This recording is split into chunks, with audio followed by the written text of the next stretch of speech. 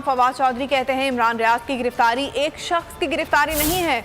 हम सहाफ़ी बरादरी के साथ इजहार यकजहती करते हैं। इमरान रियाज का कसूर यह है कि वो हुकूमत पर तनकीद करता है। इमरान रियाज के गिरफ्तारी के खिलाफ आज एहतजाज करेंगे।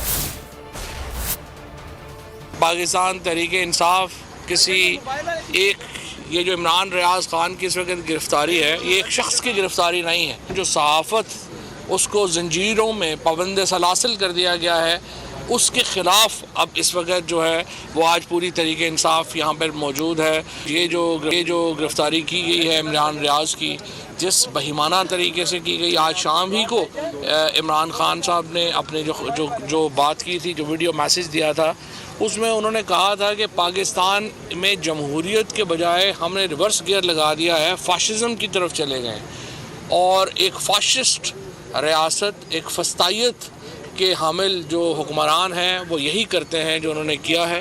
इमरान रियाज का गुनाह सिर्फ़ ये है कि वो इस हुकूमत को तनकीद कर रहा है, वो इस हुकूमत के ऊपर जो है वो तारीफ़ और तौसीफ़ के डोंगरे नहीं बरसा रहा और उसकी वजह से उसको गिरफ़्तार किया गया है। इमरान रियाज की गिरफ़्तारी के ख़िलाफ़ एक मुल्क गिर एहतजाज की कॉल भी दे दी है और हम जिस हद तक मुमकिन हो सका, हमें जहाँ तक जाना पड़ा, हम इंशाअल्लाह इस आज़ादी के इस बुनियाद लिए जाएंगे।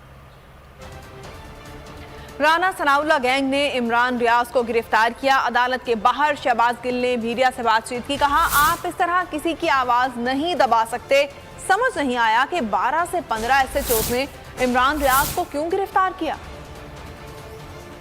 शहबाज शरीफ और राना सनाउल्लाह और इनके दूसरे हमनवा यहाँ पर कर रहे हैं। इसका रवाज पाकिस्तान की तारीख में नहीं है। ना इसे पाकिस्तान के सहाफ़ी बर्दाश्त करेंगे, ना सियासतदान बर्दाश्त करेंगे। और इस तरीके से आप आवाज़ें दबाकर चुप नहीं करवा सकते।